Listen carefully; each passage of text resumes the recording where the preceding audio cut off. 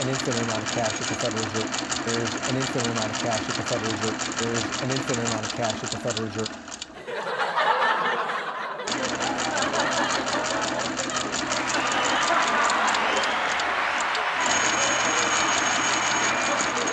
There is an infinite amount of cash at the Federal Reserve. There is an infinite amount of cash at the Federal Reserve. There is an infinite amount of cash at the Federal Reserve. Good morning, Bitcoin. Today is Sunday, October 4th, 2020. My name is Thomas Hunt, and this is the World Crypto Network. The price of Bitcoin is up 0.52% in the last 24 hours, with a last of 10,621, a high of 10,676, and a low of 10,541. That's $1 for 9,415 Satoshis. Volume was a little low, but it is a Sunday, with 1,377 Bitcoins changing hands. The market continues to lean long, with 86% of the market heading that direction. Bitcoin dominance was at 59.19%. I don't have a camera switcher anymore. Yeah, there we go. No, that's the same. Oh, that's different. Welcome back to the Thomas Hunt Show. Welcome back to the World Crypto Network. As you can tell, I've pretty much lost my voice the last week. So there's a little bit of voice coming back now. I was inspired by BTC Moon Guy. Shout out. He says Sunday is Big Book Day, and he's right. Not a lot of voice, not doing a lot of show. Going to be in and out here. Not going to mention the politics, not going to mention the virus. Gave you guys the price. Here's a short Bukowski poem, and then I'm going on to big books because it's Sunday. This is from Mockingbird, Wish Me Luck by Charles Bukowski. The Poet's Muse. There was one made $1,000 one day in a town no larger than El Paso, jumping taxis between universities and ladies' clubs. Hell, you can't blame him. I've worked for $16 a week. Quit, and lived a month on that. His wife is suing for divorce and wants $200 a week alimony. He has to stay famous and keep talking. I see his work everywhere. It's a good one, huh? Giving the other poets a hard time. Guy has to work really hard because his wife wants that sweet alimony. Let's give this one a try. This one is called The Golfers. Driving through the park, I notice men and women playing golf, driving in their powered carts over billiard table lawns. They are my age, but their bodies are fat, their hair gray, their faces waffle batter. And I remember being startled by my own face, scarred and mean as red ants looking at me from a department store mirror. And the eyes, mad, mad, mad. I drive on and start singing, making up the sound of a war chant. And there is the sun, and the sun says, "Good, I know you."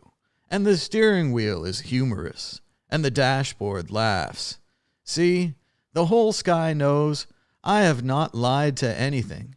Even death will have exits like a dark theater.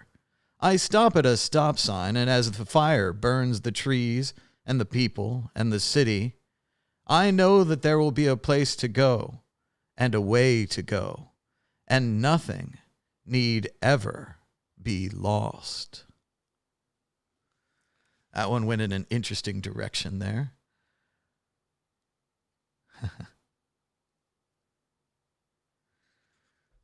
Not sure about that one.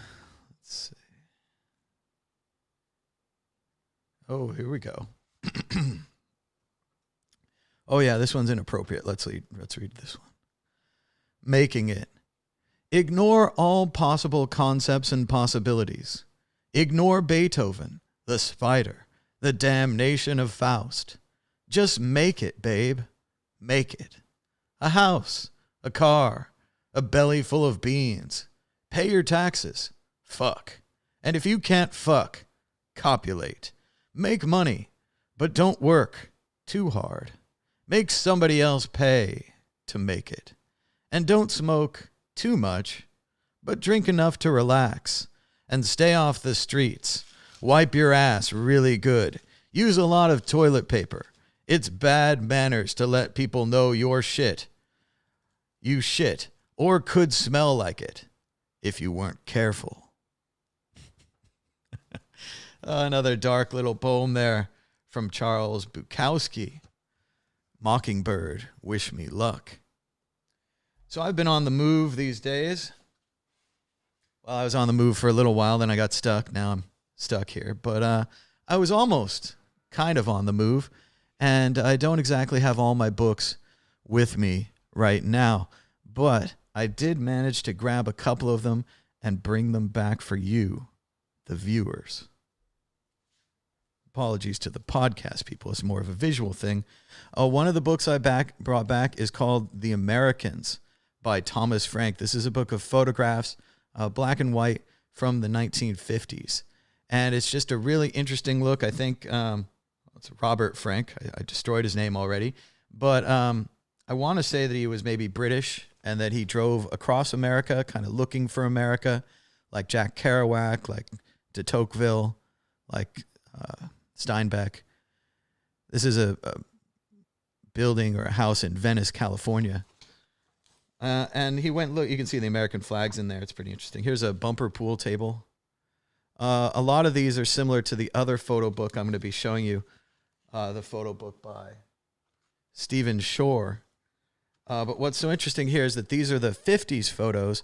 Shore comes along about 20 years later in the 70s and takes 70s photos of America. There's a guy getting his shoes cleaned in a men's restroom with all the urinals around them. Just a bizarre scene you wouldn't see today. Oh, this is my favorite from the book. I'm surprised it's not marked. There's a marching sousaphone player, and you can't see his face at all. You can just see the sousaphone. Like, he is the tuba. He is a part of it. Might even not be a sousaphone. That's a marching tuba, actually. That's different. Sousaphone wraps around their neck. So just really interesting, black and white. You can see the American flag above this. Clearly he's saying something there. Here's an interesting one here of just an arrow on a street and an old building. So I'm interested in photographs. Definitely always have been. They're a part of history. They're not so much as the words. Here's a hot dog for 18 cents and a metal counter. Very 50s.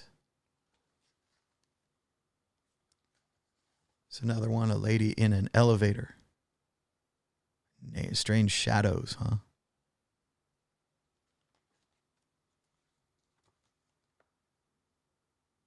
This looks like it might be from a funeral parlor or something like that. It says, Hested's, remember your loved ones, 69 cents. Maybe it's photos or something like that. Pretty interesting, though. The whites, the colors. Frank had a real eye for this kind of stuff. Ooh, here we go. Cowboy on the street. Look at the metal waistband, metal waste basket behind him. You never see that on the street anymore. Those old trucks. Looks like he might be lighting that cigarette with matches, too. That doesn't happen often anymore either. Here's a very crowded lunch counter. Look at the 10-cent whip. 10-cent food signs. Try to get you close up there. Just an interesting orange whip, 10 cents. Interesting cross-section of America in the 1950s. There's another one, cowboy. Oops, dropping everything. There's a cowboy smoking his cigar. Very America.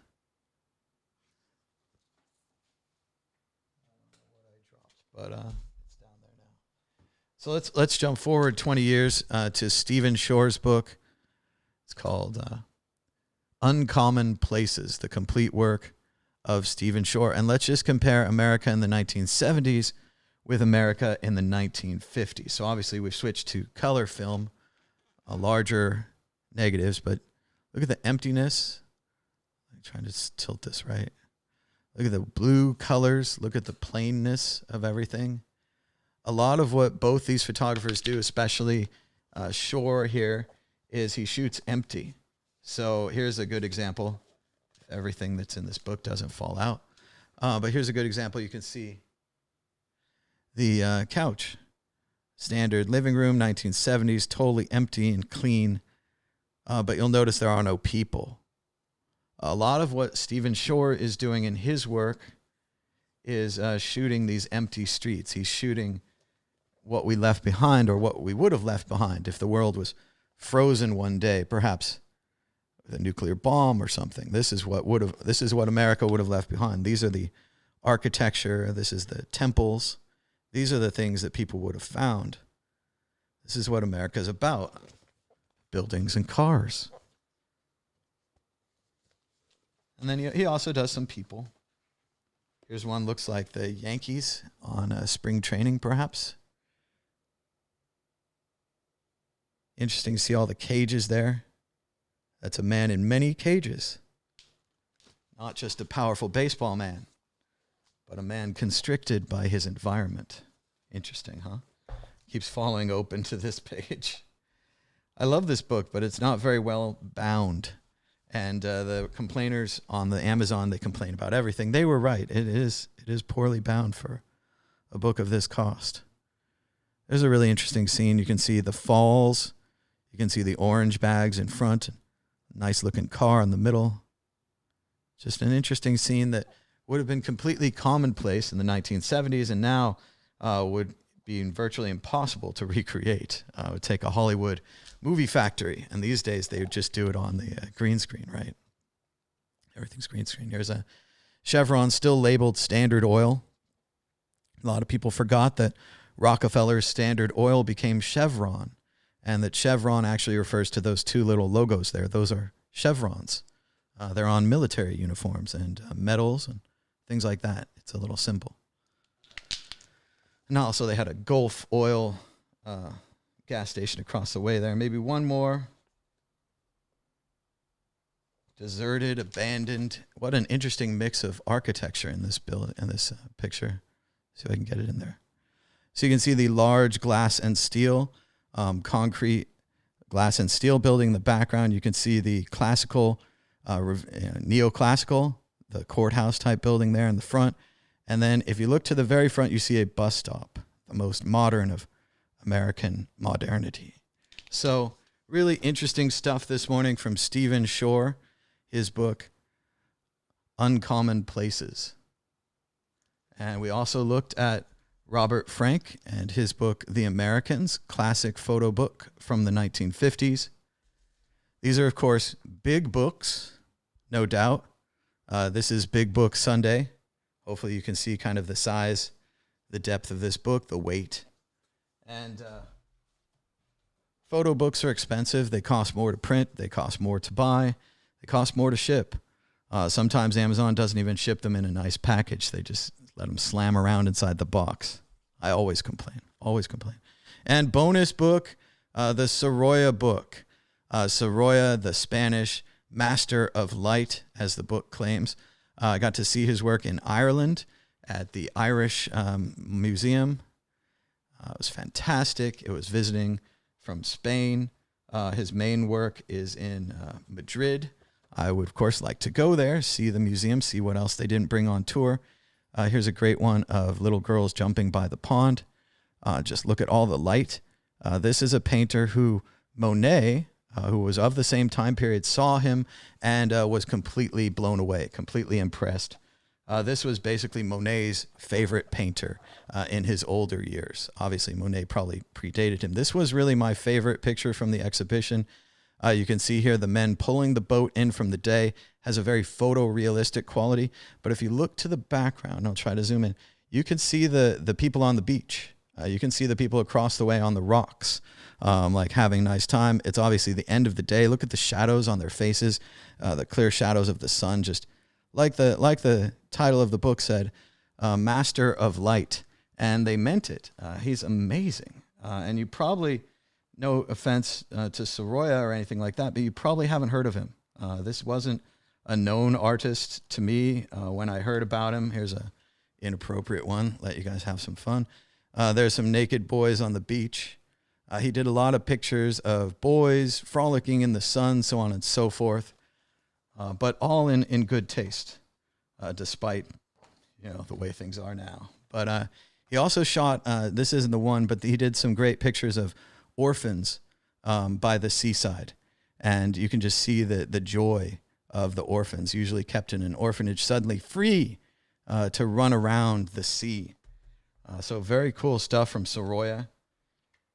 Here's another one. Just look at the colors and the light. Look at the light on the water. Look at the light on the boys, the boat, the different ways that things reflect light. And this is a big book. I'm even having a hard time holding it up. So I brought this back all the way from Ireland. It weighed down my suitcase for sure. I think I had to put it in my backpack to try to free it from the weight police.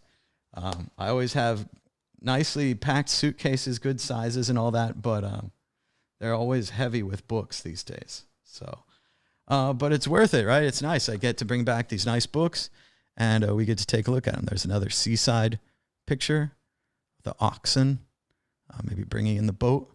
Here's another seaside picture. Oop, there's my big giant hands. But again, just look at the light, look at the colors, look at the water. So this was Soroya. I'm kind of running out of voice. I didn't have that much voice to begin with. Shout out to Soroya. Shout out to Stephen Shore. Uncommon Places. I wanted this one for a long time, so I'm glad to have something to do with it, featuring it on the show here.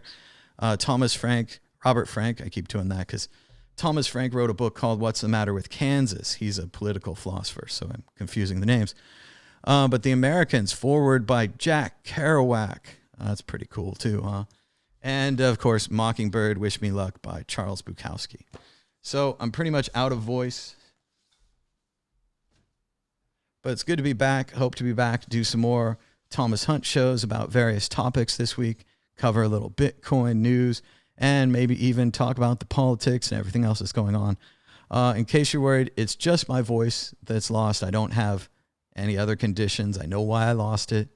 Screaming at the TV, so on and so forth. It's been some tough times for America.